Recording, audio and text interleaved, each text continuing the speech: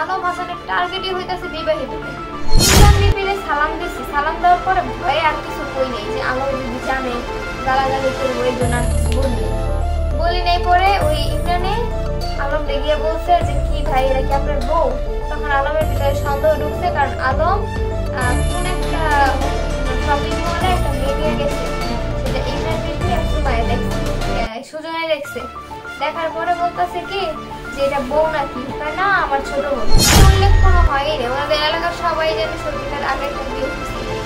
আর তোর জামাই আমার সাথে কথা কয়, আমার বিয়ে করবো, তোর ছেলে বিয়ে, মানে এরকম অনেক। তোর জামাইয়ের সাথে আমি কি কথা বলবো, তোর জামাই আমার কথা বললে পাগল হয়ে জায়গা। আমার নিয়ে যে উত্তরা মহাখালী একটা রেস্টুরেন্টে নিয়ে গিয়ে 5,000 টাকা খরচ করছে। তুই জানো তোর জামাই আমার পিছে একদিনে 20,000 টাকা খরচ করছে মাদারীপুরে গিয়া। একটা মা সবসময় চাইবে তার মেয়ের জামাইরে যথেষ্ট সম্মান দেওয়ার কথা। আজকে উনি আমাদের বাসায় যতবার আসছে, বেশিই থাকছে আমাদের বাসায়, ততবারই আমার মা 3 বেলায় খাবার 3 বেলা দিছে। ইমরান বিপিরে সালাম দিছি, সালাম দেওয়ার পরে ভয়ে আর কিছু কই নেই যে আলম যদি জানে গালাগালি করবো, এর জন্য আর কিছু বলি নাই। পরে ওই ইমরানে আলম লেগিয়ে বলছে যে কি ভাই এরা কি আপনার বউ? তখন আলমের ভিতরে সন্দেহ ঢুকছে, কারণ আলম কোন একটা শপিং মলে একটা মেয়ে নিয়ে গেছে, সেটা ইমরান বিপি আর সুমাইয়া দেখছে, সুজনে দেখছে। দেখার পরে বলতেছে কি যে এটা বউ নাকি, না আমার ছোট বোন। ধরেন কথাটা।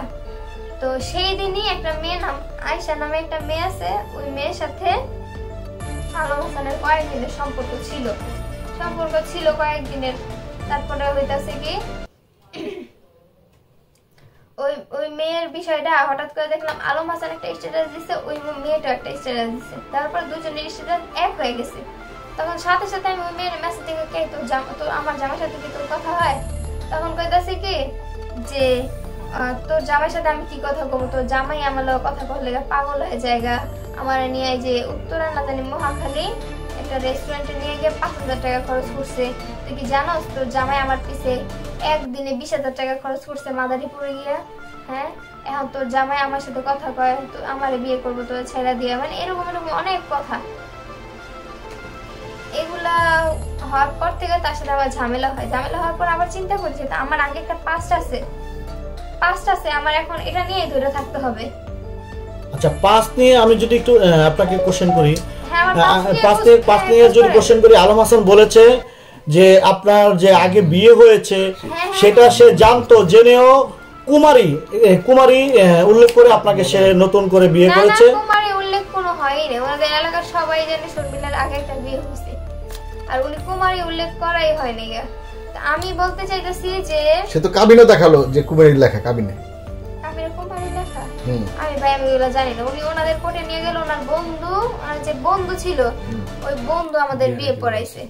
আচ্ছা, তো আপনাদের বিয়েটা কিভাবে হলো সেই পুরো ঘটনাটা একটু বলবেন আমাদেরকে? হ্যাঁ, আমার বিয়েটা হয়েছে কি যে আলম হাসানের সাথে আমার যোগাযোগ হয়েছে, হওয়ার পরে মানে কিভাবে যোগাযোগ হলো? এটা অনলাইন প্ল্যাটফর্ম থেকে যোগাযোগ হয়েছে। আচ্ছা আচ্ছা। এখন উনি বলবে যে এই মেয়েটা হাইট দা আমার মেসেজ দিছে। আচ্ছা, হ্যাঁ, তারপরে বলবে যে এই মেয়েটা আমার হাইট দা মেসেজ দিছে।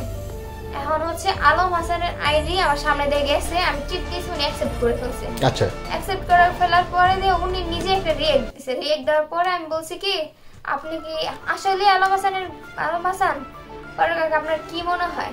আমি না কিছু মনে হয় না, কিছু মনে হইতাছে না।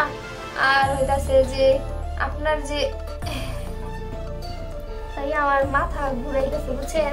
মায়ের নামে একটা মেয়ের সাথে রাত্রি 12টা-1টা বাজে কথা বলতে দেখতাম। আপনারা কিন্তু ভালো মাইন্ডে নিয়েন, কথা বলতে দেখতাম। দেখার পরে দিয়ে আমি ইমরান বিপিরে সালাম দিছি, সালাম দেওয়ার পরে ভয়ে আর কিছু কই নেই যে আলম যদি জানে থেকে উনি বিয়ের কথা বলছে। আমার বিয়ের কথা বলার পরে দিয়ে আমি চিন্তা করলাম আমার ফ্যামিলি কখনো মাইনা নিবে না। আপনারা আমার ফ্যামিলি দেখে গেছেন, আমার ফ্যামিলি কখনো মাইনা নিবে না, ডিরেক্ট না। আমার কথা হইলো কি যে লোকটার একটা 8 বছরের ছেলে আছে, হ্যাঁ, ওই লোকটা তো আমার বেশি ভালোবাসবে। আমার এখন 19-20 বছর চলতেছে, তারপরে আলম হাসানের বয়স এখন 29-31 এরকম হবে, ওনার 8 বছরের ছেলে। তো আমি সব কিছু মাইনা নিয়ে আমি চিন্তা করছি যে ছেলেটার মার আদর পাই নাই, ভালোবাসা পাই নাই। এই ছেলেটাকে যদি আমি নিজে থেকে ভালোবাসি তাইলে আলম হাসান আমার অনেক বেশি ভালোবাসবো এরকম চিন্তা ভাবনা করছি, কারণ আমি আমার আগের হাজবেন্ড থেকে ভালোবাসা পাই নাই। 14 দিনের মাথায় ডিভোর্স হয়, আপনারা সেটা বুঝেন না। মানসিক ভাবে অশান্তিতে টর্চার করতে করতে আমার আগের হাজবেন্ডের বিষয়ে আমি কিছু বলতে চাই না। সে ছোট ছিল, ম্যাচুয়ার ছিল না, এর জন্য আমাদের ফ্যামিলিগতভাবে ডিভোর্স হয়ে গেছে 14 দিনের মাথায়। সেটা কিন্তু আলম হাসান জানে, তারা জানাইছি আমি। কিন্তু এখন হচ্ছে সমস্যা হইতেছে তার সাথে আমার সমস্যা। এটা মানে পারিবারিক নিয়ে আসুক, সোশ্যাল মিডিয়াতে লাইভে গিয়ে কয় আমার সমস্ত ডকুমেন্ট চুরি করে নিয়ে আসছে, হ্যান্ড করছে ত্যান করছে। আচ্ছা ভাইয়া, আমি আপনার ফোন দেই, আপনি আমার ফোনে কোন কোন ডকুমেন্টস আমি চুরি করে নিয়ে আসছি দেখেন। আমি যদি ওনার 60-70 লাখ টাকার ডকুমেন্ট চুরি করে নিয়ে আসতাম, তাহলে কি আজকে আমার এই অবস্থা থাকতো, আমার শরীরের এই অবস্থা থাকতো? আবার বলছেন যে বাড়াবাড়ি করছে, বাড়াবাড়ি করার কথা বলছে না, আমার ফোন নিয়ে টানা হাসছে, এগুলো বলছে না। সেই দিনকার ঘটনা হচ্ছে ও আমার ফ্রেন্ডের সাথে 3 দিন যাবত কথা বলতো, কথার ভিতরে সব নেগেটিভ কথা বলতে গেলে আসেন দেখা করি, আপনার প্রবলেম কি? ওই মেয়ে জামাই আছে, সংসার আছে। আলম হাসানের টার্গেটই হইতাছে বিবাহিত মেয়ে। ওই মেয়ের সংসার আছে, সবাই সবকিছুই আছে, মিলে কম্পিটিশন করে পুলিশে পাবলিকলি আনা হোক। উনি আমার ঠকাই যাচ্ছে, আমার নামে বদনাম। উনি হচ্ছে জয়দেবপুর যেদিন আসছি সেদিন আমি বলতাছি যে আপনি যে আমার সাথে এমন করেন, হ্যাঁ দেখবেন আল্লাহ আমার লেগে ভালো কিছুই রাখবেন। আপনি যে আমার সাথে এমন করেন, গালাগালি করেন, তোর কি মনে হয় তুই আমার জীবন থেকে গেলে তোর আমি আস্ত রাখুম? তোর জীবনটা শেষ করে দিব, সাদিয়ারে যেভাবে শেষ করছি না, তোর ঠিক সেভাবে শেষ করে দিব। আমি ভাবতাম মজা করতেছে, এখন দেখতেছি না উনি সিরিয়ালি সে সব কিছু করতেছে। আমার বাবা খারাপ, মা খারাপ, হ্যান ত্যান। এইটাও লাইভে এসে বলছে ভর্তা 10 পদের ভর্তা বানায় কি মানুষে মারবে? একটা মা সবসময় চাইবে তার মেয়ের জামাইরে যথেষ্ট সম্মান দেওয়ার কথা। আজকে উনি আমাদের বাসায় যতবার আসছে, বেশি থাকছে আমাদের বাসায়, ততবারই আমার মা 3 বেলায় খাবার 3 বেলা দিছে। সকালে যে খাবারটা দিছে ওই খাবারটা দুপুরে দেয়নি, দুপুরে যেটা দিছে সেটা রাত্রে দেয় নাই। সেই জায়গায় উনি আমার মায়ের নামে বদনাম করে কিভাবে? আমার মা হয়তো বা ওনারা বলছে যে তুমি এরকম করো না বাবা, সংসারে মনোযোগ দাও, আমার মাইয়ারা একটু বুঝে না। আসলে আমি বুঝি না। এখন আমি যদি ওরকম স্ট্রং হইতাম, আমার জামাই সারা দুনিয়া ঘুরে তো আমি কিছু হইতাম না। এখন আমি তো স্ট্রং না, আমার জামাই একটা মেয়ের সাথে ঘুরে আসছে, আমি সেগুলো দেখছি বা জানছি, আমার কাছে কোনো প্রমাণ নাই।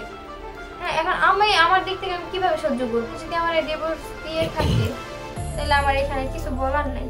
আর উনি যদি আমার ডিভোর্স দিয়ে না থাকে তাহলে অনুরোধ আমার এসে নিয়ে যান, আপনি আমার এসে নিয়ে যান। কিন্তু আপনি আমার নামে যে অপবাদ দিছেন, আমি মিহালের দেখতে পারি না, মিহালের মাদ্রাসার বেতন দিতে পারি না, তার মারে নাকি 1 গ্লাস পানি খাওয়াই না, এগুলো আল্লাহ দেখতেছে, বুঝছেন? আচ্ছা বউ ছাড়বে, যে বউ ছাড়া কিন্তু অনেক ওয়ে আছে। বিচার সালিশ বহায়া বউ ছায়া দিয়ে বলবো কি যে আমাদের মধ্যে বনিবনা হয় নাই, তার জন্য ডিভোর্স হয়ে গেছে। তো এখানে এসে বলতেছে শর্মিলার দোষ, শর্মিলার আগে হাজবেন্ড ছিল, শর্মিলার আগে জামাই ছিল, হ্যান ত্যান। এগুলার মানে কি? আমি চাই যে উনি আমার সাথে সংসার করুক।